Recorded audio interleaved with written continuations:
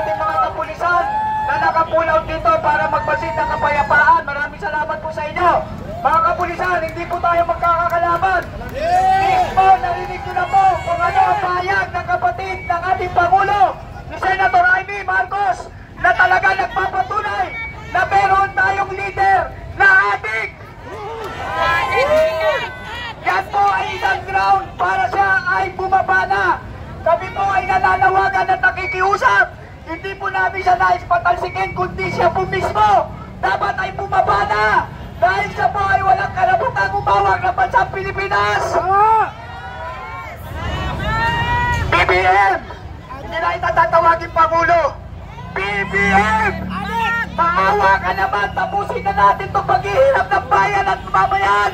Hindi naman po ikaw ang nasusunod para pagandahin ang bansang Pilipinas. Pagkos lumulubog na po sa kabunoy ng kahirapan.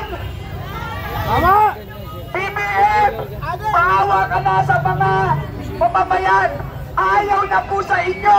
Mahiya naman po kayo. Ako po. Brother, ang taong bayan hindi hindi nagmamakaawa. Ang bayan ay lumalaban. Ang tao, ang bayan, ngayon ay lumalaban. Ang tao, ang bayan, ngayon ay lumalaban. Si BBM ang dapat magmakaawa, hindi ang taong bayan. Kaya ang panawagan natin, ang tao, ang bayan, ngayon ay lumalaban. Ang tao, ang bayan, ngayon ay lumalaban. Teka muna. Ito ay isang pakiusap kasi meron silang mga taktika sa atin. Dinadaan nila tayo sa sedisyon eh. Ngayon ito ay isang panawagan at pakiusap dahil tayo ay mga peace people loving. Hindi po tayo kukunin sa baras. Tayo po ay nakikusap at nananawagan. Dahil ang bayan po ay sawang-sawa na sa sobrang kahirapan. Sana naman magkaisa na po tayo.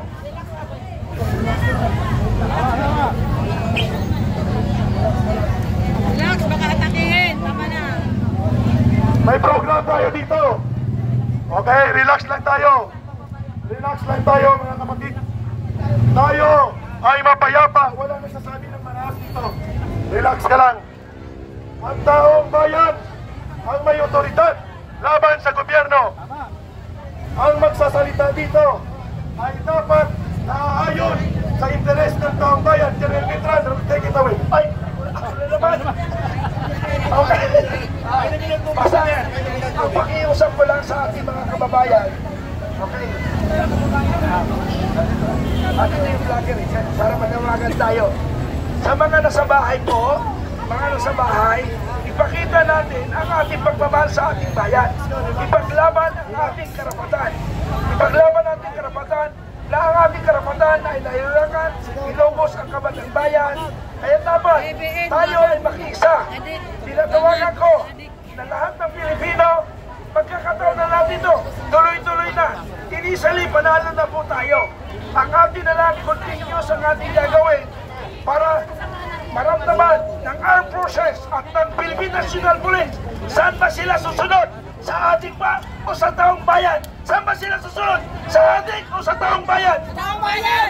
Saan susunod ang PNP at Pilipinas, ang Armed Forces ng Philippines? Taong bayan! Makinig lahat ng membro ng Armed Forces, membro ng Philippine National Police.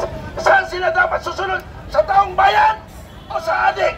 Taong bayan! Susunod sa adik o sa taong bayan?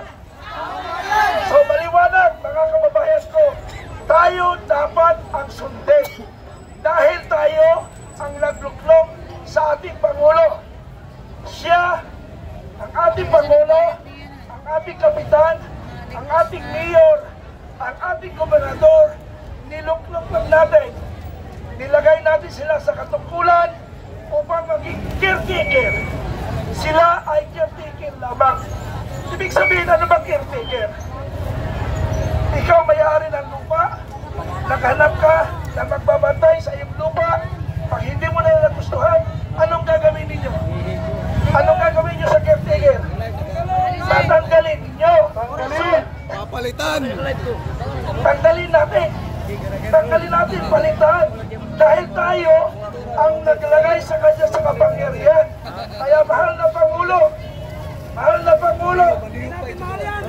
hindi nyo mahal. Hindi, mahal ko nga eh. Hindi kayo din mahal. Ha? Magaling kayo. Hindi, mahal ko nga eh. So, kaya hindi natin mahal.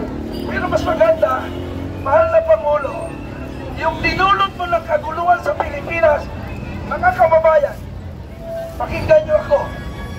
Hindi tayo magkakagulo, hindi tayo ganito, hindi tayo mabagsak ang ekonomiya kung hindi kagagawan ng Pangulo.